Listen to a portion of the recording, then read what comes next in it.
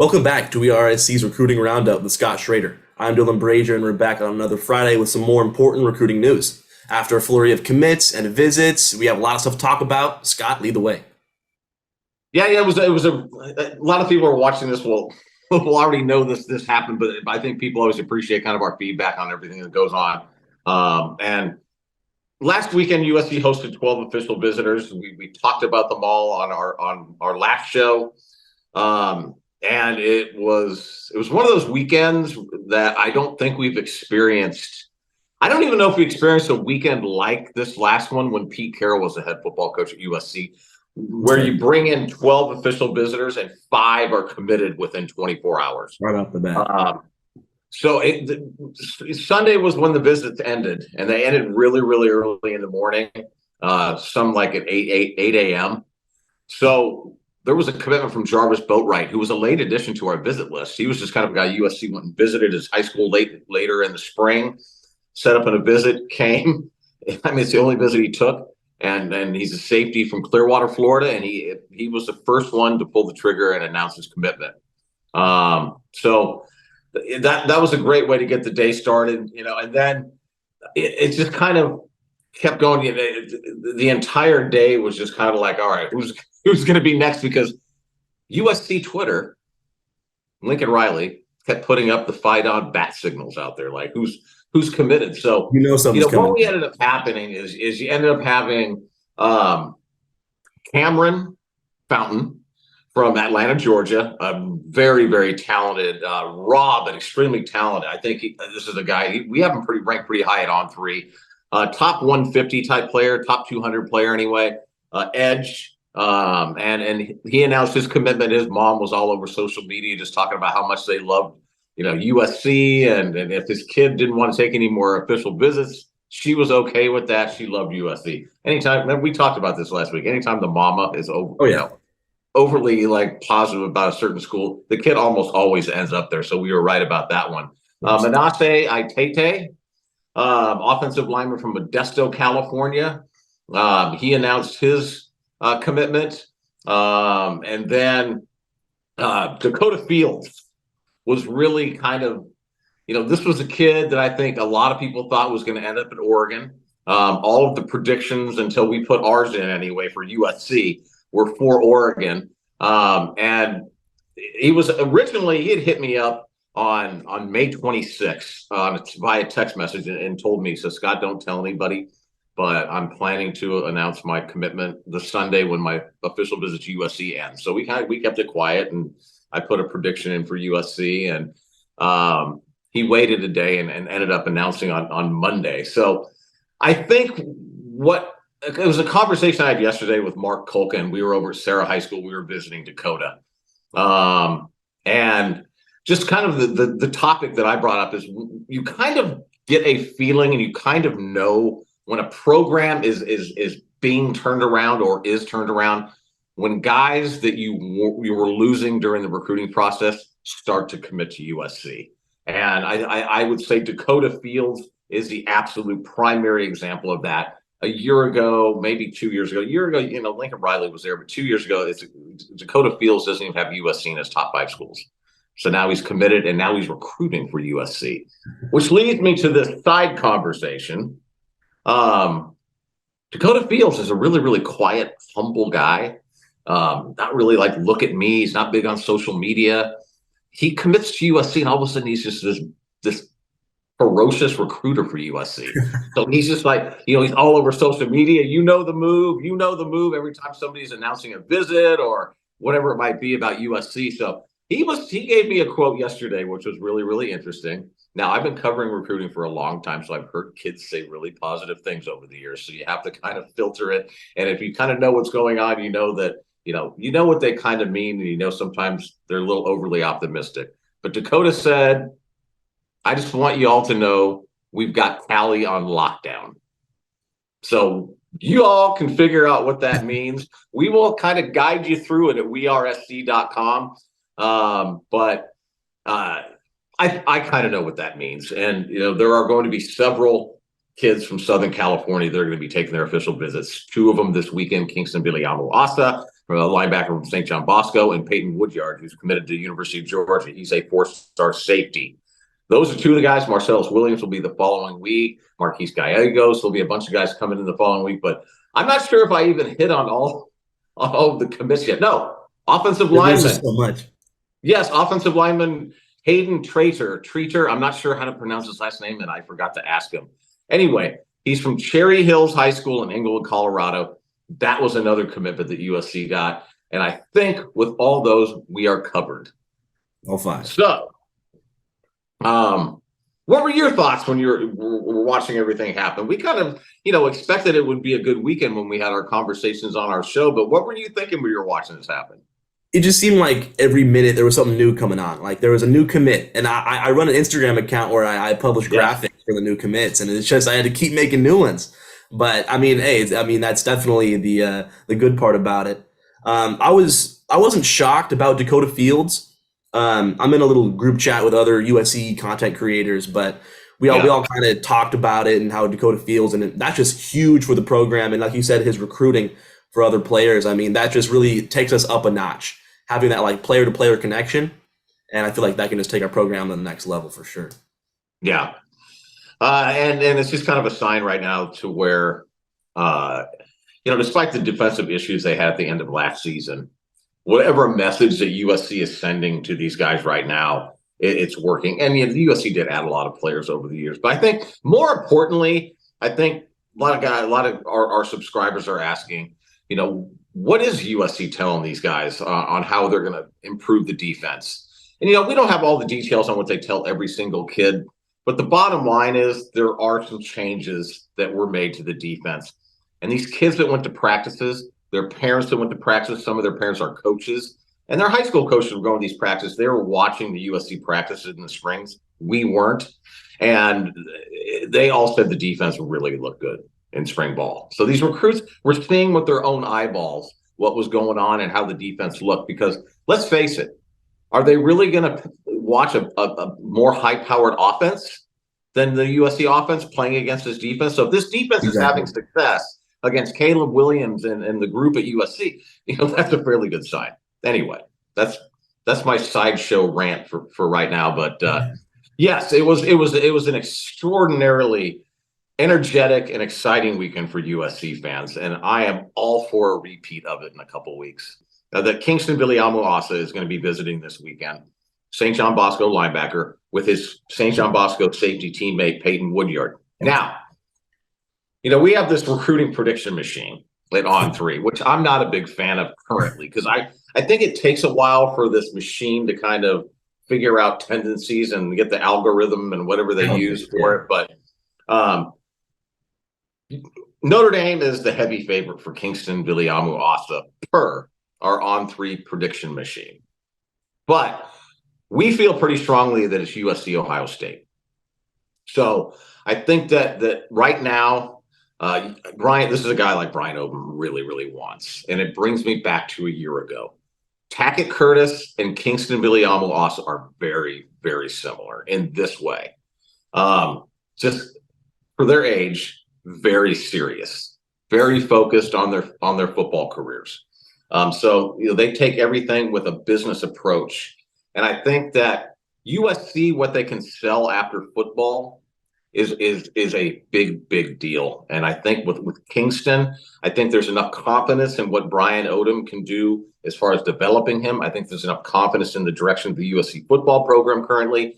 And I think, like it did with Dakota Fields, it will be the USC family and the connection and the networking you can do with it and the value. And it's undeniable that there is a big value to it. That being a USC alum is a big deal. And I think ultimately, this is just my gut feeling right now. I know USC's in a really good place with Ohio State, with Kingston. I think ultimately USC is going to win out because it's USC. Yeah, I mean, a degree from USC is worth more than, in my opinion, any other college in America, but that's my biased opinion. But, go ahead. No, but it's, I know we're always biased when we have an affiliation with something, but you can also be realistic. And the reality is you're not wrong. Yeah, I mean, we have the number one business school in the nation, like all the top five journalism school in the nation. I mean, the stats don't lie. And then it comes down to this also. Kingston mentioned that he would like to own property and have businesses and have a life in Southern California after football. Now, if we're talking real estate development and stuff like that, look, I was at House of Victory meet and greet last night at the Rex Steakhouse in Redondo Beach. Let me just tell you that there is just so much going on with NIL and the support system with the people for USC right now. I just think right now that USC is in such a strong place because they finally also have something to show for their NIL program. These recruits are watching these USC players sign with House of Victory, and they're promoting it and they're talking to the players. So anyway, it's a good time. It's a good time for USC football. Let's just we'll reiterate that. Yeah, I mean, no disrespect to Notre Dame, but I mean, a little bit of disrespect. Why be in Indiana when you can be in SoCal? The weather, the beach, like you said. I mean, the property, the real estate, it's all there. Yeah. But moving on to Peyton Woodyard, you said he was committed to Georgia. He's touring USC with his teammate. What are the odds that they can finally come together and maybe flip that commit? I just don't think that Peyton Woodyard is taking this visit just to be nice. I think he's got he's got close relationships, and kids do that, by the way. When they develop relationships, they will, like a coach will say, at least come up here and give us this visit. And they will do that. And maybe that's happening here. Maybe it's not. But Peyton Woodyard committed to Georgia in January. And I'm not saying he's been wavering, but he's kept in touch with the entire USC coaching staff since then. So the recruiting of Peyton Woodyard has not ceased since January 7th when he committed to Georgia. So, I think he's going to take this visit. I think these guys, the more time that goes by, the more they see people they respect, players that they would like to play with potentially committing to USC, and you get this groundswell and you get this momentum going. Look, I won't be surprised if Peyton Woodyard ends up at USC. I'm not saying it's going to happen. I'm just saying I will not be surprised. Oh, of course. Definitely trend is looking up. Okay, so moving on. I mean, if you haven't heard the news already, Clay Helton will be making a comeback to the Coliseum September 6th, 2025. Mark your calendars. But I mean, with Georgia Southern, if he makes it that long, I mean, he might not with the rate as he's going, but he will be back at the Coliseum. Hopefully. Scott, what are your thoughts on this? Yeah, my first thought was something that I commented to you. Scheduling Georgia Southern is so USC. Yeah. Coach gets fired and they schedule the program that he's currently coaching at. So now they've scheduled Ole Miss and they've scheduled Georgia Southern. Now, you have to schedule some games you're going to win. So look, everybody does that. The SEC, almost their entire out of conference schedule are just patsies. Okay. So Georgia, that's cool. And Georgia Southern is coming to the Coliseum. It'll be a storyline. People will be talking about it. Clay Helton will get a lot of TV time. Good for him. We all like Clay Helton coaching at Georgia Southern.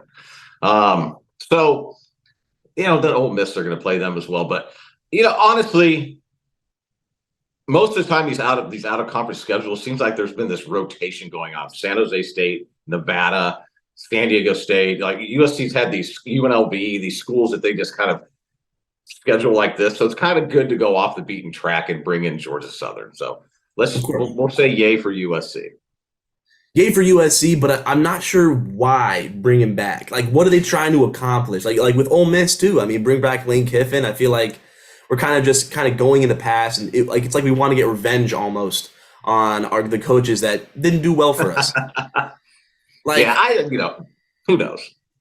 Yeah, but I mean, it's a win-win. I mean, Georgia Southern's going to get some money revenue, and then we're going to get a win-win for us. But yeah, I don't see the need to bring Clay Helton back at the Coliseum. I'm done with them. I don't think it moves the needle very much with the fans, altogether. But again, you need those games. That's just especially now on the topic we're going to be going to here. That'll kind of reinforce why you need to schedule Georgia Southern. Yeah. Yeah, I mean, we can move on to our next one. We just got released our Big Ten conference games for the year of 2024 and 2025.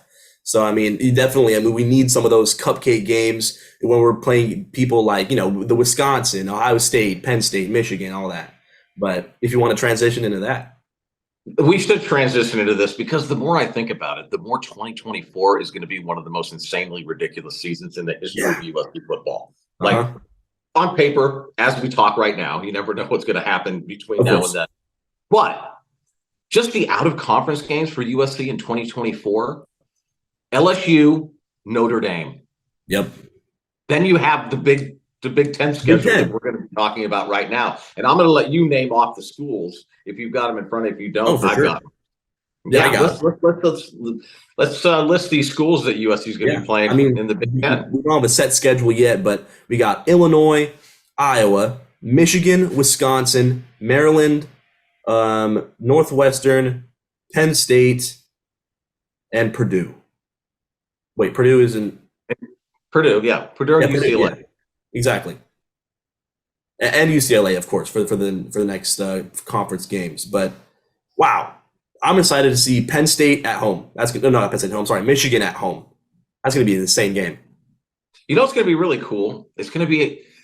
You're too young maybe to really appreciate this, but for us older people in the Rose Bowl, Eric and I were talking earlier today. It's going to be like USC is going to have 2 Rose Bowls every year. Exactly.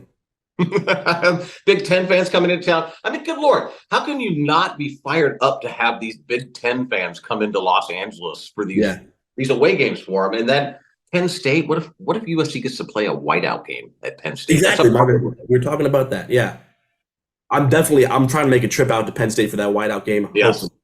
But that's going to be a nightmare and a dream come true all at once. Traveling wise, too, you know, we're going to be in for some adjusting, I would say, needless to say. I mean, there's going to be flight times is one thing. Time zone changes is another thing, you know. So we're looking right here, you know, Maryland. The complete opposite side of the country. Yeah. Pennsylvania. Yeah. I mean, oh my gosh. But That's I mean, just if I want to just break it down to just the games that like get me excited, just immediately just looking at the names. I mean, we're talking Penn State, Michigan, and Wisconsin. I mean, UCLA is always going to get you riled up no matter what. So just those games right there, you're just going, wow, that's just crazy schedule for USC. So, you know, so a lot of the people are talking about USC leaving the Pac-12, and you know, you guys are going to go get your asses kicked, and whatever kind of commentary is going on. I just think that people are going to learn the reality that it's no longer 2018 or 2019 at USC. Yep. You know, USC now has a coach that's as good as yours. They're spending as much money as your program is spending, and they have an NIL program that is finally up and functioning and doing exceptionally well. So you factor USC is going to have the best facility in the country too. Once it's built, it'll be outdated 2 weeks after they open it, probably, like these facilities are. But you know, so USC is not going to like start regressing all of a sudden because they moved to the Big Ten. USC is going to be competing for Big Ten championships. So that's just kind of where we're going with this right now. And I'm not quite sure where the people left over in the Pac-12 where that's going to be going, but that schedule, those teams they're playing in 2024, along with LSU and Notre Dame. I mean, come on. That's going to be rough. But are we at LSU or are we at home? LSU is going to be in Las Vegas. Oh, Las Vegas. Wow. That's going to be a great show. I know. Yeah. Wow. And then, like, just for some speculation, like you said with the Pac-12, you don't know what they're going to do after USC, UCLA leaves. Do you think them reaching down to the Mountain West or what? Yeah, I think that's the direction. You know, they're going with San Diego State, and I'm not maybe sure, San Jose State if they can get their I mean, you could San Jose State. You could look at Fresno State, UNLV, and whatnot. It wouldn't surprise any of us, I think, if you know, schools like Oregon, you know, whether the Big Ten is an option or not, I don't know, but I think Oregon is going to bounce somewhere. You know, whether it's the Big 12. I think they're probably holding out hope for the Big Ten, but. I mean, honest to God, I know USC fans they hate Oregon and they look for Oregon staying, you know, in another conference and all that kind of stuff. But a perfect scenario for me would be for the Big Ten to add Oregon and Washington.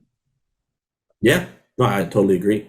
Well, then, I mean, that leaves, what do they do with Oregon State, Washington State? Leave in the Pac-12 or? We don't care. That's fair. Not our problem. Yeah. I mean, that's the direction we're going in college football. I mean, Oregon State's going to have to find a spot somewhere. Of There's course. just going to be a super conference, and those are going to be the maybe super conferences, and they'll be playing for the playoff spots. But, this is just the direction. Everything's changing so fast in college Oh, yeah. football that they're not even going to be a part of the NCAA sometime in the near future. Do you see a future with no Pac-12 at all? I wouldn't, again, it wouldn't surprise me if there Yeah. is no Pac-12. Yeah, and it's their own doing. They screwed up for so many years that it was not recoverable. Yeah. And the reason it became unrecoverable is because USC and UCLA were like, we've had enough. And those were your flagship programs, schools. I mean, you can talk about they haven't won Pac-12 championships in X amount of years, and all that. Washington fans can make their argument, Utah fans can make their argument, and all that kind of stuff. The fact doesn't change that USC is the flagship program on the West Coast. 100%. It's the only program on the West Coast that can annually field a football program that can compete for a playoff spot. Other teams can have a good season and be competitive for a playoff spot. USC, because of where it's located, because of who they have as their head football coach, and the money that's behind the program, that's the only program, because of the ability to recruit, that can compete for a national championship. So, Oregon fans are going to hear me say that, and they're going to say, well, Scott's just being a dick is normal. But I'm okay with that. And then for the 2025 season, we got Indiana, Michigan State, Nebraska, Minnesota, Ohio State, and then Rutgers, and we have Rutgers too, which is going to be nice. I mean, Nebraska at home is going to be nice to see, and then also Michigan State, if they can trend up soon. I feel like those are going to be all great games. Sure, it will be. I mean, I agree, and it's kind of 2025 is kind of cool. I got a text message from Wyatt Schmidt's father. And he lives in Minneapolis. And he said, looking forward to seeing you in 2025. And I think it's kind of cool because it does change stuff up. People are going to be going to venues where maybe they know people, and USC hasn't played in years. And the University of Minnesota is one of those schools to where, my family's from Minnesota, and there's a lot of connections there. So for me to go back there is going to be kind of cool. But it's going to be nice going to places and playing in venues where USC hasn't played, but I think that's one of them that I'm looking forward to just on a personal level. But Ohio State, I'm bummed that we're not seeing a home game for Ohio State. There will be at some point. There will be at some point. And what I was told, at least Eric's understanding is that USC every 4 years will play every team. Every team will get played by USC every 4 years. So whether it's like every year, every 2 years, but some might be only on the rotation once every 4 years, and the others will be on the schedule every year. How that's going to work. But yeah, these schedules are going to be fun. It's fun just to even look at the names. We don't even know the dates yet. Wait till we see that USC is playing Maryland in November 25th. Yeah, I mean that also leads me to track season. Like stepping away from football, the track athletes have to deal with the higher altitudes, and I guess they already do that at Colorado. Yeah. But it's going to be a nightmare for them with the time zones and the altitude levels, and man, that's rough. There's a lot of stuff. USC's always had issues. When the Biane Talamaivao was offensive lineman at USC. Oh yeah, he was telling me that it was just absolutely brutal playing at Utah because of that altitude change. Playing Salt City, it's just by the end of that football game, he was hurting. So yeah, there's all that kind of stuff. The time zone changing, and it's just. I think what we'll find USC is leaving on Thursdays for the road games to go play because that's kind of how they do it with Notre Dame. Instead of leaving on a Friday night a Friday afternoon, they leave on Thursday and get back there a little earlier so they can adjust. But anyway, it's exciting to see and know that change is on the way. But at the same time, this season, Caleb's last. You don't want to waste it. So this year, I was just on with JD Piquel earlier today from On 3 on his show, and we're just talking about the back end of USC schedule this year. We're talking about Oregon, Notre Dame, Washington, UCLA, Cal, and Utah. Those are the final 6 games this year. So we can talk about next year and how brutal that is, and it is. But this year, the last 6 games, we have our own monsters to deal with first. Definitely. Well, that ends today's show. Thank you for tuning in to another edition of WeAreSC's Recruiting Roundup with Scott Schrader. I'm Dylan Brashier. Fight on.